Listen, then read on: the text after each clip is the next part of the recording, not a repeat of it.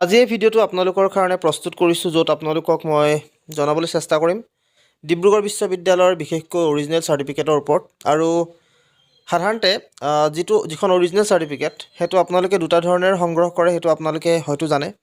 এটা হৈছে কনভকেশ্যনৰ থ্ৰুৱেদি আৰু এটা হৈছে জেনেৰেলি আপোনালোকে এপ্লাই কৰি, যিটো কনভকেশ্যনৰ নহয়, আপোনালোকে জেনেৰেলি যিটো এপ্লাই কৰি আপোনালোকে লাভ কৰিব পাৰে। আৰু এই দুটা ধৰণেৰে আচলতে আপোনালোকে কেনেকৈ এপ্লাই কৰিব তাৰ বিষয়ে ইতিমধ্যে মই ভিডিঅ' বনাই থৈছোঁ মোৰ চেনেলত। চ' সেইবাবে আপোনালোকক নাই বনোৱা ইয়াত। মই আপোনালোকক যিসকলে সাধাৰণতে এপ্লাই কৰিছে বা যিসকলে মোৰ ভিডিঅ'ৰ থ্ৰুৱেদি গৈছে বা আপোনালোকে বেলেগ ভিডিঅ'ৰ থ্ৰুৱেদি গৈছে বা নিজে আপোনালোকে ট্ৰাই কৰিছে, চ' তেওঁলোকৰ কাৰণে সাধাৰণতে যেতিয়া আপোনালোকে এপ্লাই কৰে, কনভকেশ্যনৰ কথা ক'বলৈ নাযাওঁ। কনভকেশ্যনত যিহেতু আপোনালোকৰ কলেজবিলাকলৈ চাৰ্টিফিকেটবিলাক আহিব, গতিকে তাত আপোনালোকৰ একো ধৰণৰ প্ৰব্লেমছ বা অসুবিধা আপোনালোকৰ হয়তো নহয়।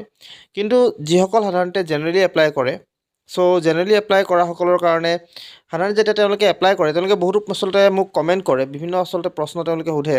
আৰু বিশেষকৈ এই প্ৰব্লেমটোৰ কাৰণে, এই প্ৰব্লেম অৰ্থাৎ এই অৰিজিনেল চাৰ্টিফিকেটটোৰ বিষয়ে জানিবৰ কাৰণে আচলতে তেওঁলোকে মোক কমেণ্ট কৰে। চ' ইয়াত আপোনালোকক মই জনাব বিচাৰিছোঁ যে যিখন চাৰ্টিফিকেট আচলতে আপোনালোকে চাৰ্টিফিকেট পৰ্টেলৰ পৰা এপ্লাই কৰে, চ' সেই চাৰ্টিফিকেটখন আচলতে আপোনালোকে আনিব লাগে ক'ৰ পৰা? আপোনালোকে আনিব লাগে ইউনিভাৰ্চিটিৰ পৰা।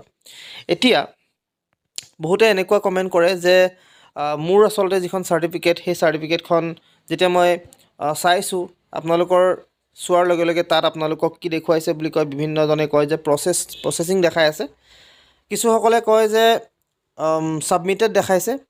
চ' এনেকুৱা ধৰণৰ। কিন্তু সাধাৰণতে আপোনালোকে যেতিয়া এই অৰিজিনেল চাৰ্টিফিকেটখন এপ্লাই কৰে, যেতিয়ালৈকে আপোনালোকৰ ষ্টেটাছ ৰেডি ফৰ কালেকশ্যনছ নহ'ব। এতিয়া মই আপোনালোকক যিটো দেখুৱাই আছোঁ, ইয়াত আপোনালোকে ষ্টেটাছ যদি চাই ৰেডি ফৰ কালেকশ্যন দেখায়, আৰু এইখন দেখুৱাৰ পিছত আপোনালোকে যাব লাগে ইউনিভাৰ্চিটিত যেতিয়া যাব, এটা কথা মন কৰিব, যেতিয়া ৰেডি ফৰ কালেকশ্যন হৈ যাব আৰু সাধাৰণতে যেতিয়া আপোনালোকে ইউনিভাৰ্চিটি যাব, আপোনালোকে ছাইডত থকা এপ্লিকেশ্যন ফৰ্ম আৰু লগতে প্ৰিণ্ট একনলেজমেণ্ট শ্লিপ, এই দুয়োটা প্ৰিণ্ট আউট লৈ যাব। তাত আপোনালোকক প্ৰিণ্ট আউট বিচাৰিব, আৰু সেই প্ৰিণ্ট আউটটো আপোনালোকে চাৰ্টিফিকেট ব্ৰাঞ্চ, যেতিয়া ডিব্ৰুগড় বিশ্ববিদ্যালয় যাব, ডিব্ৰুগড় বিশ্ববিদ্যালয়ৰ যিখন চাৰ্টিফিকেট ব্ৰাঞ্চ, তাত আপোনালোকে যাব, আৰু তাত যিটো কেছ কাউণ্টাৰ আছে, তাত আপোনালোকে গৈ এপ্লিকেশ্যন ফৰ্মখন আৰু যিখন একনলেজমেণ্ট শ্লিপ, এই দুয়োটা বস্তু দিব লাগিব। তাৰপিছত আপোনালোকে যিজনে এপ্লাই কৰিছে, যিজনৰ হয় চাৰ্টিফিকেটখন, যাৰ নামৰ হয়, তেওঁ যাব লাগিব, এক নম্বৰ কথা। বা যদি তেওঁ নাযায়, তেতিয়াহ'লে তেওঁ আচলতে কাৰোবাক যদি পঠিয়াইছে বা কোনোবা যদি তেওঁৰ যিখন চাৰ্টিফিকেট আনিবলৈ গৈছে, তেতিয়াহ'লে তেওঁক অথৰাইজ লেটাৰ এখন লিখি দিব লাগিব, বা তেওঁ আচলতে এইটো লিখি দিব লাগিব যে তেওঁৰ দ্বাৰা আচলতে কাৰোবাক পঠিওৱা হৈছে, সেই কথাখিনি লিখি দিব লাগিব, আৰু তেতিয়াহে আচলতে তেওঁ আনিব পাৰিব। আৰু যদি যাৰ আচলতে ইয়াত কেৱল মাত্ৰ ৰেডি ফৰ কালেকশ্যন নাহে, কেৱল মাত্ৰ তেওঁলোকৰ প্ৰচেছিং দেখাই আছে বা তেওঁলোকৰ ছাবমিটেড দেখাইছে বা বেলেগ কিবা যদি দেখাইছে, তেতিয়াহ'লে তেওঁলোকে আচলতে এটা কথা মন কৰিব, যেতিয়ালৈকে ৰেডি ফৰ কালেকশ্যন নাহে, প্ৰচেছিঙৰ পিছত ৱেইট কৰিব আপোনালোকে। ৱেইট কৰাৰ পিছত আপোনালোকে চাব যে আপোনালোকৰ ৰেডি ফৰ কালেকশ্যন আহিছেনে নাই অহা। যেতিয়ালৈকে নাহে, তেতিয়ালৈকে আপোনালোকৰ চাৰ্টিফিকেটখন আচলতে ৰেডি নহয়। আৰু ইয়াৰ বাহিৰে আপোনালোকে আৰু এটা কাম কৰিব পাৰিব হয়তো, সেইটো হৈছে যে চাৰ্টিফিকেট পৰ্টেলত এটা সাধাৰণতে নাম্বাৰ আপোনালোকে পাব। নাম্বাৰ মানে আপোনালোকে আচলতে এই নাম্বাৰটো যিটো পৰ্টেলৰ নাম্বাৰ, অৰ্থাৎ আপোনালোকে এইটো নাম্বাৰত ফোন কৰি কিনে আপোনালোকে ক'ব পাৰে, যদি আপোনালোকৰ বহুত দিন এপ্লাই কৰা হ'ল কিন্তু আপোনালোকৰ চাৰ্টিফিকেটখন অহা নাই, আপোনালোকে ইয়াত নাম্বাৰ যিহেতু এটা দিয়া আছে, সেই নাম্বাৰটোত আপোনালোকে কল কৰিলে, টেকনিকেল হেল্পলাইন আচলতে নাম্বাৰ এটা দিয়া আছে ছাপৰ্টিঙৰ কাৰণে, সেইটো আপোনালোকে নাম্বাৰটোত যদি ফোন কৰে, তেতিয়াহ'লে আপোনালোকৰ এই ফোন নাম্বাৰটোত আপোনালোকক জনাই দিব। আপোনালোকৰ অসুবিধাবিলাক যদি কয়, তেতিয়াহ'লে নিশ্চয় আপোনালোকক হেল্প কৰিব। আৰু লগতে যদি আপোনালোকে ফোন কৰিবলৈ বেয়া পায়, তেতিয়াহ'লে মেইল আইডিত আপোনালোকে মেইল কৰিব পাৰে, আৰু সেই মেইল আইডিত মেইল কৰাৰ লগে লগে আপোনালোকক হেল্প কৰিব।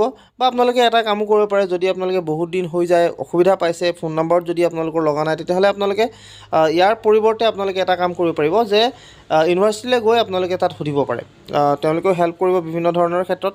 চ' ইয়াত কিন্তু আপোনালোকক এটা কথা জনাই থওঁ যে আপোনালোকৰ যিখন চাৰ্টিফিকেট এপ্লাই কৰে, তাত অকণমান সময় লাগে, আচলতে প্ৰচেছিং হ'বলৈ সময় লাগে, ষ্টেটাছটো শ্ব' হ'বলৈ সময় লাগে। গতিকে আপোনালোকে অকণমান ৱেইট কৰিব, নিশ্চয় আপোনালোকৰ আহিব। আৰু আপোনালোকৰ সেই আচলতে যিহেতু ইয়াত 4-5-6 মাহ সময়ো লাগি যাব পাৰে কেতিয়াবা, কিন্তু বহুত বেছি যদি লাগে, তেতিয়াহ'লে আপোনালোকে এইটোত কণ্টেক্ট কৰি ল'ব। তাত যিহেতু কণ্টেক্ট নাম্বাৰ আছে, সেই কণ্টেক্ট নাম্বাৰত আপোনালোকে কণ্টেক্ট কৰিব, হেল্প আপোনালোকক কৰিব তেওঁলোকে।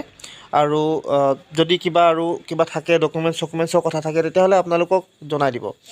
কিন্তু সাধাৰণতে ডকুমেণ্টছৰ কথা যদি আপোনালোকৰ ফৰ্মখন যদি একচেপ্ট কৰিছে, যদি আপোনালোকৰ ফৰ্মখন একচেপ্ট হৈছে, তেতিয়াহ'লে নিশ্চয় আপোনালোকক সেইখিনি ক্ষেত্ৰত আপোনালোকৰ ৰেডি ফৰ কালেকশ্যন আহিব। কিন্তু যদি তাত কিছু অসুবিধা আছে, তেতিয়াহ'লে হয়তো আপোনালোকৰ টাইম ল'ব পাৰে, আৰু তাৰ কাৰণে আপোনালোকে কণ্টেক্ট কৰি কিনে জানিব পাৰিব বা ইউনিভাৰ্চিটি গৈ আপোনালোকে সুধিব পাৰে। চ' আজিলৈ আপোনালোক এইখিনি কথা জনালোঁ। আশা কৰিলোঁ ভিডিঅ'টো আপোনালোকে ভাল পালে। যদি ভাল পালে তেনেহ'লে প্লিজ লাইক, শ্বেয়াৰ, ছাবস্ক্ৰাইব কৰিব, লগতে কাষত থকা যিটো বেল আইকন সেইটো প্ৰেছ কৰিব। আজিলৈ ইমানেই, ধন্যবাদ।